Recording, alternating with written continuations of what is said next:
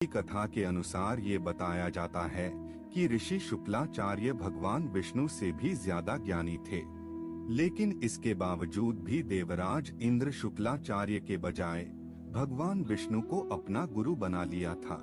जब शुक्लाचार्य ने ये सब अपनी आंखों से देखा तो उन्होंने इसे अपना अपमान समझकर असुरों को शिक्षा देना शुरू कर दी और उनके गुरु बन गए।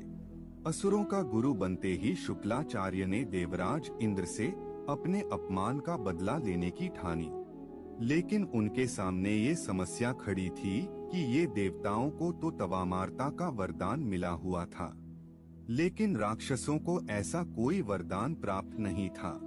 इसी वजह से राक्षस कभी भी देवता से नहीं जीत पाते थे। इस समस्या को सुलझाने के लिए असुर गुरु शुक्राचार्य ने भगवान शिव की घोर तपस्या की और उन्हें प्रसन्न किया। इसी के साथ साथ शुक्राचार्य ने भगवान शिव को ही अपना गुरु बना लिया। भगवान शिव को अपना गुरु बनाते ही शुक्राचार्य ने उनसे मृत संजीवनी वरदान पाने की सोची। मित्रों, आपको बता दें कि संजीवनी वरदान एक ऐसा वरदान है जिससे किसी भी मरे हुए इंसान को वापस जिंदा किया जा सकता है।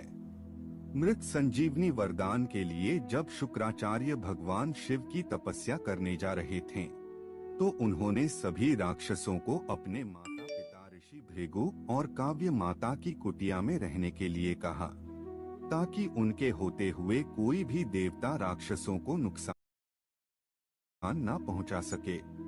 जब देवराज इंद्र को ये बात पता चली तो उन्होंने इस कुटिया पर हमला कर दिया और हमला होते ही काव्य माता ने अपनी शक्तियों से एक ऐसा कवच बनाया जिससे कि कोई भी देवता किसी राक्षस को नुकसान न पहुंचा सके, और इस तरह से सभी देवता राक्षसों से हारने लगे।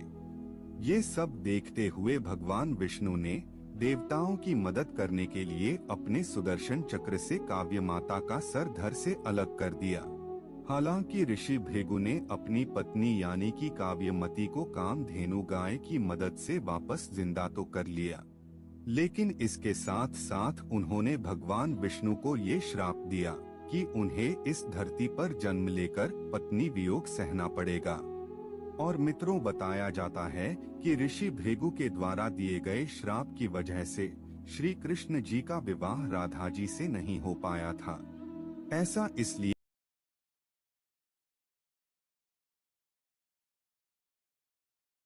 क्योंकि भगवान विष्णु ने ही श्री कृष्ण के अवतार में इस धरती पर जन्म लिया था।